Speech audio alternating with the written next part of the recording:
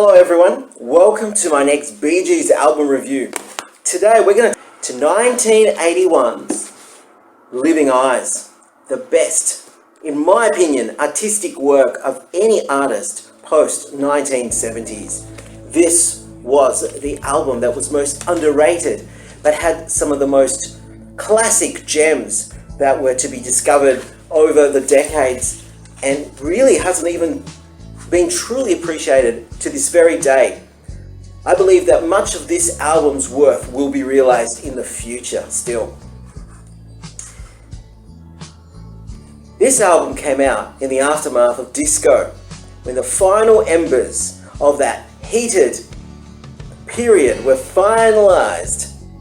There was a brawl orchestrated at a baseball game where people would throw away all disco records. It was a huge stunt involving many thousands of people. But that wasn't enough to end the band. The Bee Gees had one big weapon on their side. Barry Gibb is a survivor and a fighter. Not just the song Staying Alive, but when he was just 12 months old, he was involved in an incident that nearly ended his life. He accidentally pulled a boiling tea kettle over himself.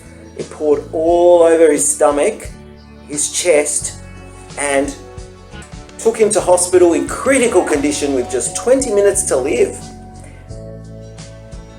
But a determined Barry and a determined mother made sure that he survived. Scarred him for the rest of his life. And he couldn't even talk for 2 years. But he learned the art of survival. In fact, he would thrive in adversity time and time again as a producer, as a songwriter, as a singer, and as an artist. Musical world of music, and give his brothers some direction as well. For Robin was just happy to just keep churning out the same formula of high falsetto vocals. But Barry said, no, that bubble is going to burst very soon. We have to now concentrate on songwriting and making this album. And the only reason they made this album was for contractual obligations. They still owed RSO one more album, but RSO was going through its own problems.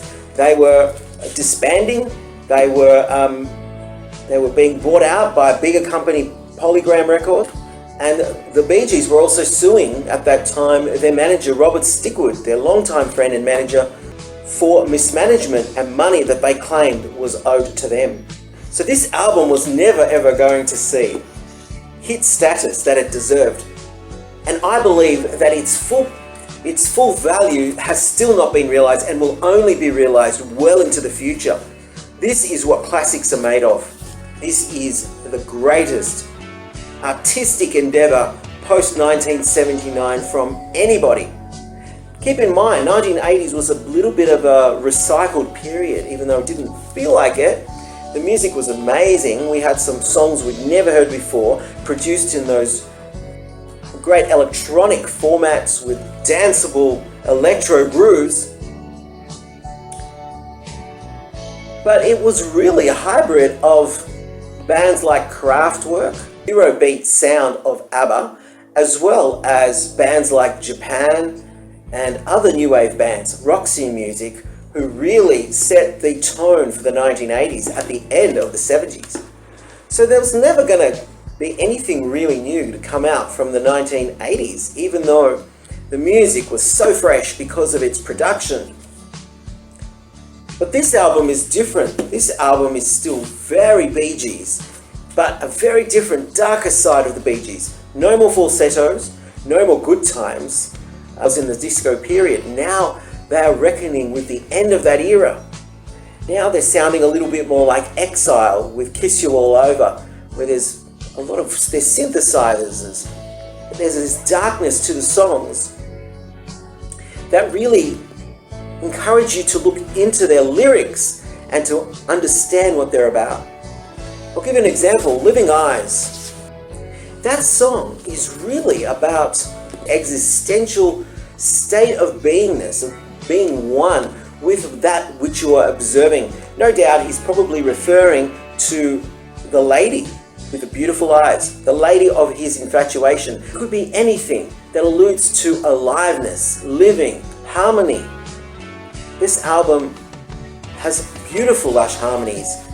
Rather than convey a message, a singular message like a storyline, he's conveying this state of being.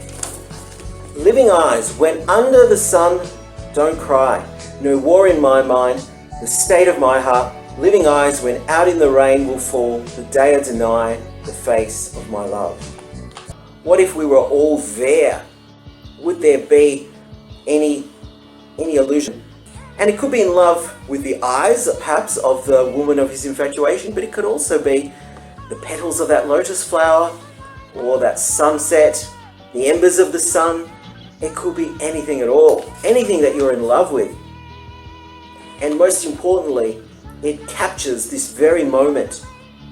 It's not something that he wishes in the future. It's not something he recalls in the past, but something that he is right here and now with. That lyric, I think, is one of the best. And there is also this single of Living Eyes, and depicts them in the in this kind of Art Deco style building from a blast from the past of like the 1920s and the 1930s, when the high class, the Ritz classes of society, would really live it up in these palaces, and but it's all nicely brought to life in 1980s color. So there's a bit of like this combination of old and new together. An old car of the 1940s. The world was coming anew, but the old was still here in the now, and bringing the best of both worlds, the freshness of the 1980s and the great architectural structures and vehicles of the past. You've got the Empire State Building, built in the early 1930s, and you've just got this beautiful New York mix of old and new world, just like their music, because every single song on this album is like nothing you've heard before. The photography, it really captures the sunset really well, the dying days of disco, the new era that was dawning. But the past is truly here, and that's just like their music. Their music really borrows from the best from the past, while marrying it with new ideas in the 80s, new production techniques. There's also He's a Liar, their release from the time, which some people think is a little bit forward-looking to Thriller, on the production of some of the faster numbers of the Thriller album, like Wanna Be Startin' Something. It has this kind of very, very energetic rhythm, shuffle rhythm, together with this paranoid. Quincy Jones learned a lot from the production of this record. 80s folk, rhythmic folk song, together with Be Who You Are, which is very, very ballad. My favourite song is probably Paradise. This new era now where disco is dead. The good times are over, but hey, we can still feel good.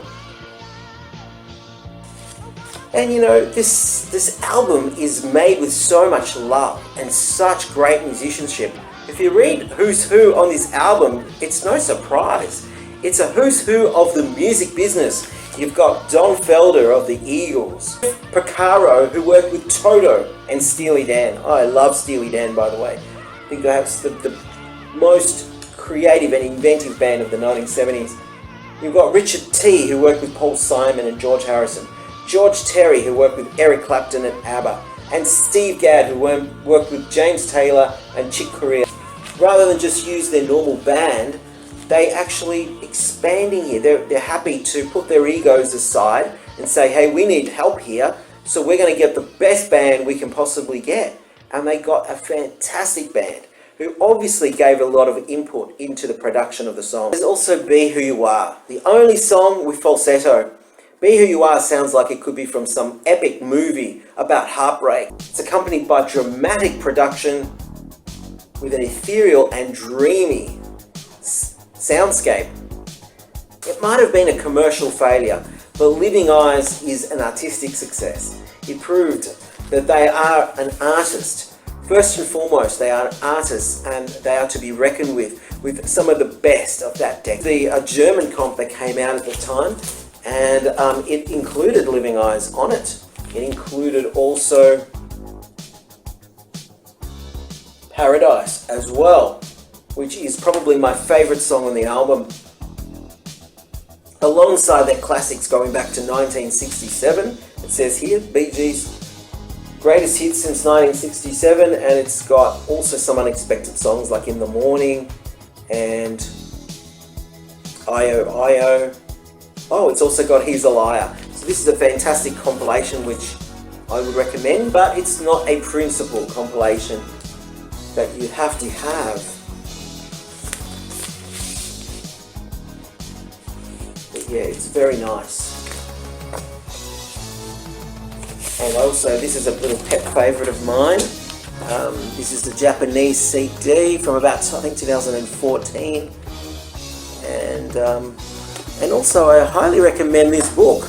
This just came out, and I just received it. It's amazing because, apart from the Sgt. Pepper book that came out in 1978, there are no Bee Gees books with actual colour photos that I'm aware of. And this even has a photo from the Living Eyes period. Their console during Living Eyes. You've also got on stage on their Spirits tour. By the way, this is a beautiful poster from the Spirits tour. And this photo here was used in an Ampex audio cassette commercial in magazines in around 1980. So highly recommended. Finally, the 1980s is being given some justice by the Bee Gees. It was always very easy to write them off, and a typical headline of the time was Bee Gees battle backlash. Very hard to argue with that. Keep in mind, 1981 was a time when we didn't have social media, we didn't have the internet. All we had was basically, most people, all they had was 3 commercial stations and maybe 1 government station and 1 independent station. That's it. That made up your entire TV viewing diet, and few people had pay TV. And yet it's so beautiful. It's so rich with production and timeless melodies without falsettos, and some beautiful lush harmonies as well, which you rarely heard up to then. Like in the song Paradise, also Morris's Wildflower. They produced this Beach Boy type harmony where they're just singing R's instead of words, and it just adds to a very rich soundscape, embellishing the lyrics. And there is not a single filler on this record. I would really recommend you get it. I'd really recommend you buy this album. And don't forget to like and subscribe my channel just below. Thank you so much, and I'll see you shortly with the next Bee Gees album review.